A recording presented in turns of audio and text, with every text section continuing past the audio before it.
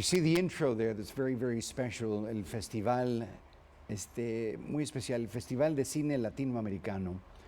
We've got Professor Duran and Elvia Rubalcalva, one of the filmmakers. Good to have you guys here to Thank talk you. about this wonderful, wonderful event. The brainchild, tell me about that.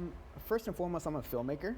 Yes. A Latino filmmaker. Yes. And with that being said, I would have a lot of films intern some film festivals, and I would go to these film festivals, and I would see a lack of diversity and a lack of not me being on screen or any of my compadres being on screen. Mm-hmm. So I decided, why not start our own thing where we can have our stories being told and be surrounded by people who can understand the stories that we're telling.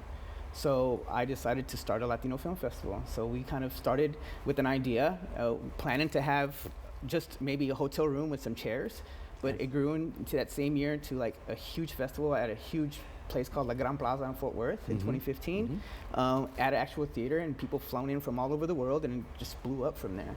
So I kind of stuck with it since. And this amor de nuestros artistas hispanos obviously has been an impetus for your creativity. Tell me about that.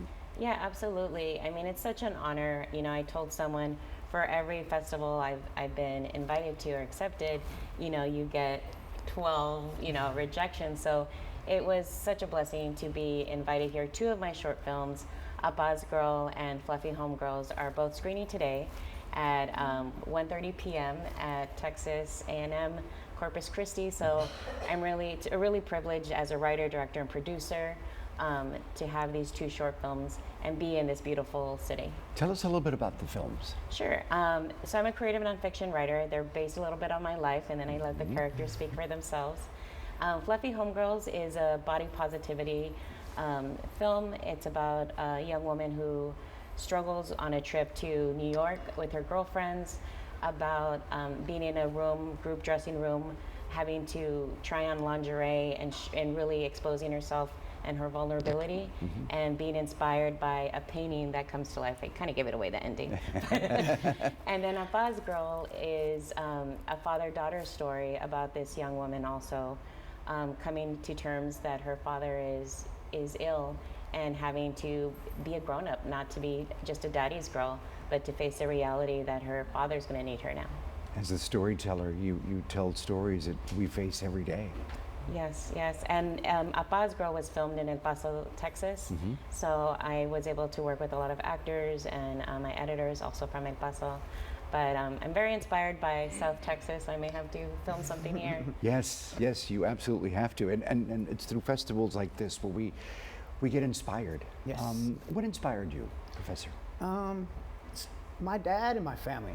The stories that talking to them and how they came over from Mexico and the stories that they've had, and you know, once again, not seeing that story being told, a lack of, and that's what inspires me, because we're a platform we're able to springboard other filmmakers who sometimes have never screened in the United States, who are scared to screen in the United States, and we're that platform for them.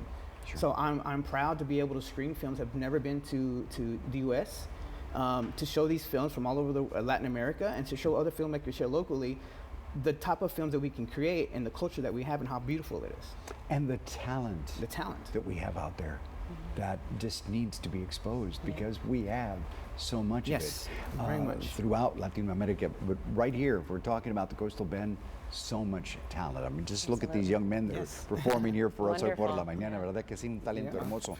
So tell us about the festival and how we can all take part. So the festival, it actually opened up Friday, and we had David Blue Garcia. We were honored to have him, who's from, I think he's from Harlingen. Okay. And he directed the Texas Chainsaw Massacre, so we opened up with him.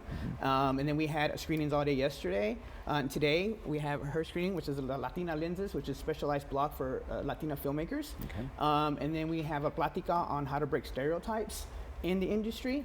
And then we're honored to have Edui Tejarina, who wrote Cantiflas, who's going to be teaching a master class free to the public, 100%. This event is 100% free.